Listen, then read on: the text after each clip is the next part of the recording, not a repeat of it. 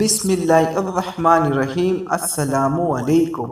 آج ہم حدیث مبارک سے جانیں گے اللہ کے رسول اعتکاف پہلے کب کرتے تھے اور بعد میں کب کرنے کا حکم دیا، اور ساتھ ہی جانیں گے شب قدر آخری عشرے کی کون سی رات میں ہوتی ہے، یا یہ کہنا ٹھیک ہے شب قدر 27ویں رات کو ہوتی ہے۔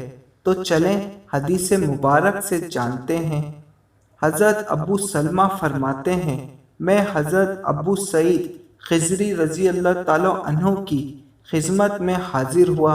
میں نے عرض کی کہ فلاں کھجور کے باغ میں کیوں نہ چلیں، سیر بھی کریں گے اور کچھ باتیں بھی کریں گے، چنانچہ آپ تشریف لے چلیں۔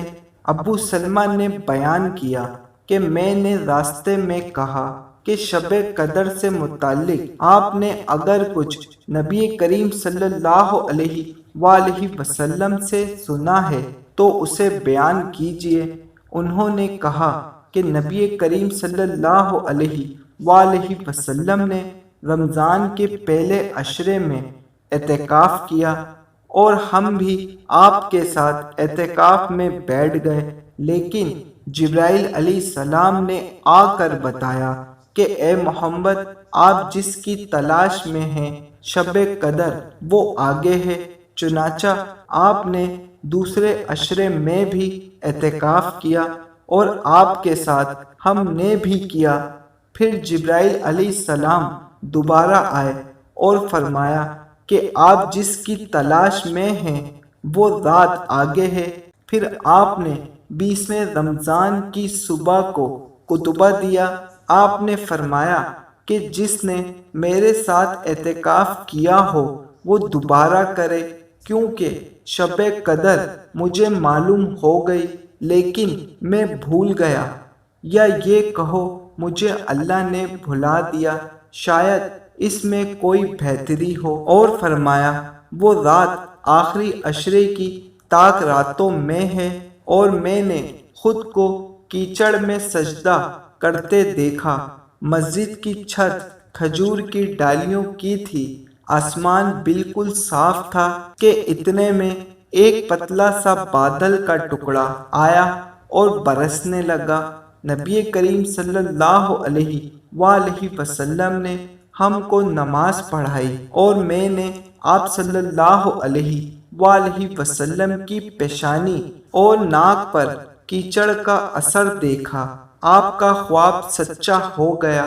ایک اور حدیث مبارک میں آتا ہے کہ بہت سے صحابہ رضوان اللہ علیہم اجمعین نے نبی کریم صلی اللہ علیہ وآلہ وسلم سے اپنے خواب بیان کیے کہ شب قدر رمضان کی 27ویں رات ہے۔ اس پر نبی کریم صلی اللہ علیہ وآلہ وسلم نے فرمایا کہ میں دیکھ رہا ہوں کہ تم سب کے خواب رمضان کے آخری عشرے میں شب قدر کے ہونے پر متفق ہو گئے، اس لیے جسے شب قدر کی تلاش ہو وہ رمضان کے آخری عشرے میں ڈھونڈے۔ یہاں پر بھی اللہ کے رسول نے کسی ایک رات کو کنفرم نہیں کیا، تو اس لیے آپ سب سے گزارش ہے آخری عشرے کی تمام طاق راتوں میں عبادت کریں، یہی سوچ کر کہ یہ شب قدر ہے۔ جزاک اللہ۔